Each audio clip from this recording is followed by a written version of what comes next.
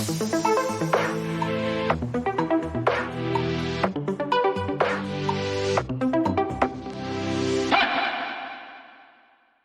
to all students, I hope you are doing fine.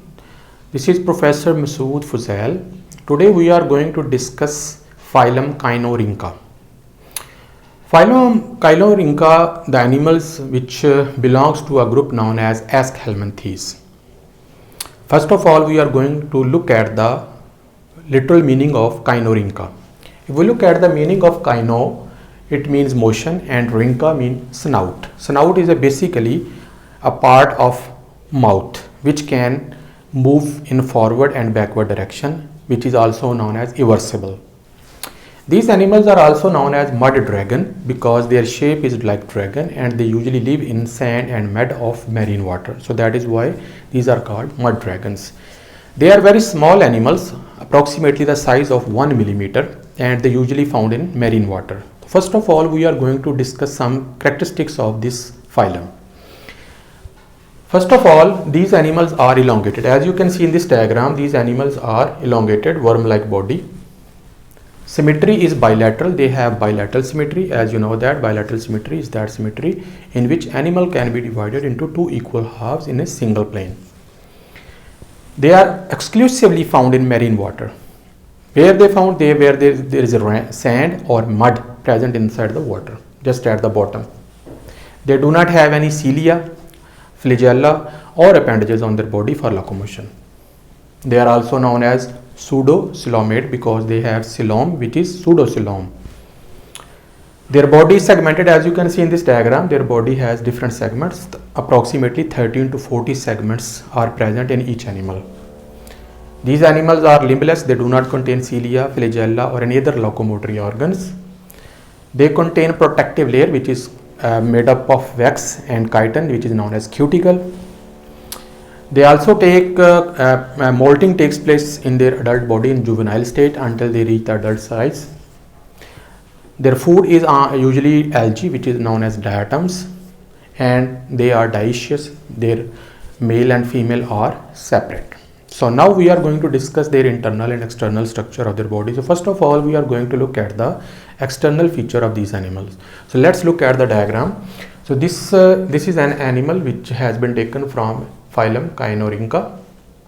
The body can be divided into three parts: head region, neck region and trunk. If we look at the head region, this is the head region of the body. This is known as oral cone, which on the anterior side of the oral cone there is a snout, which is a part of mouth which is irreversible, which can move forward and backward, and on the snout there are some bristles present which are known as oral stylets. Oral stylets can penetrate inside the body of the food like algae or diatoms, and then these food particles can be drawn within the digestive system with the help of these stylets. Oral cone provides the surface for snout for the movement, just like a turtle can retract its head inside their shell and then can move out.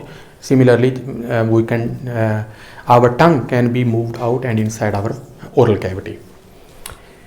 The second portion of the body is known as neck region. Neck region contains two types of scales. The first type of scales are bristle-like, which are known as scalades, which are present between the oral cone and the neck region.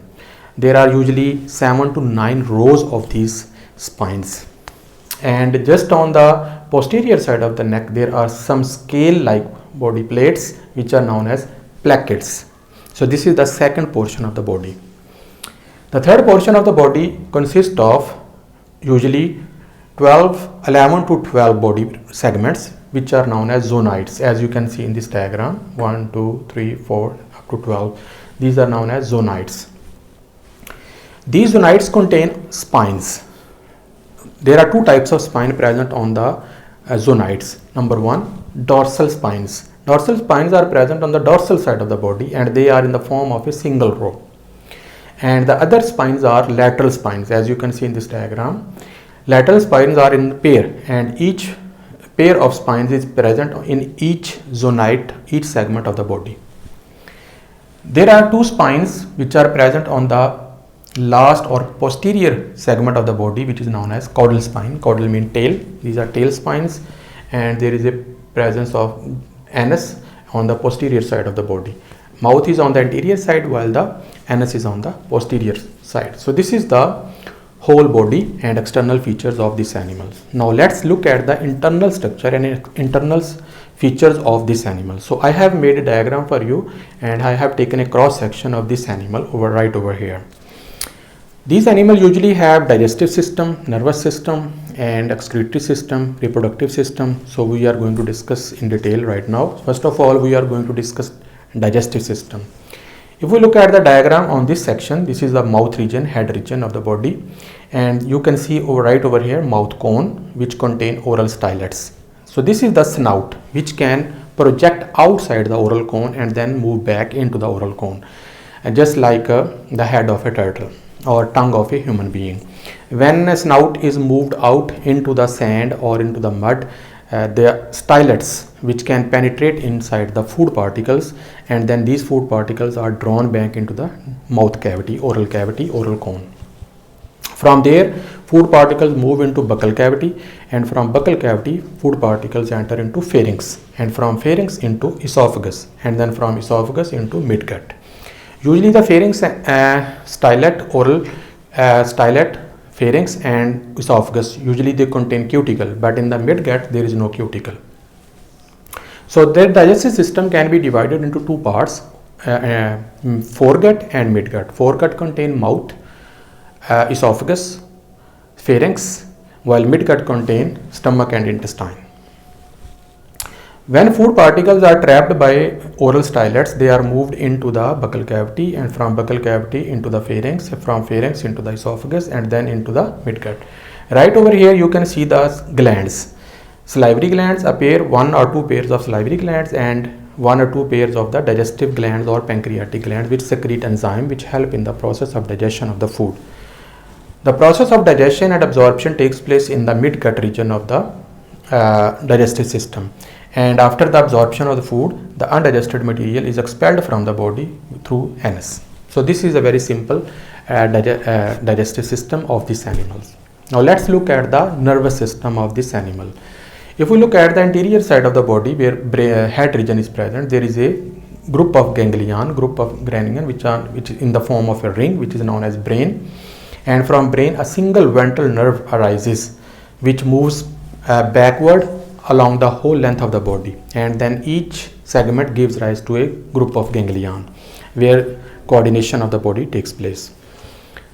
On the anterior side of the body, there are also some receptors present which are sensitive to light, which are known as ocelli or photoreceptors. With the help of these receptors, this animal can distinguish between the dark and the light. If we look at the excretory system of these animals, in the last segment, last zoonite of the body, there are a pair of nephridium, which are known as protonephridium, which are present in the pseudocoelom, from where they absorb nitrogenous waste and waste material, and then these are excreted through nephridiopore from outside of the body. If we look at the reproductive system of the body, because these animals are dioecious, they are two types of animals, male and female, they are separate and usually they have same morphological form. They have paired gonads where gametes are produced.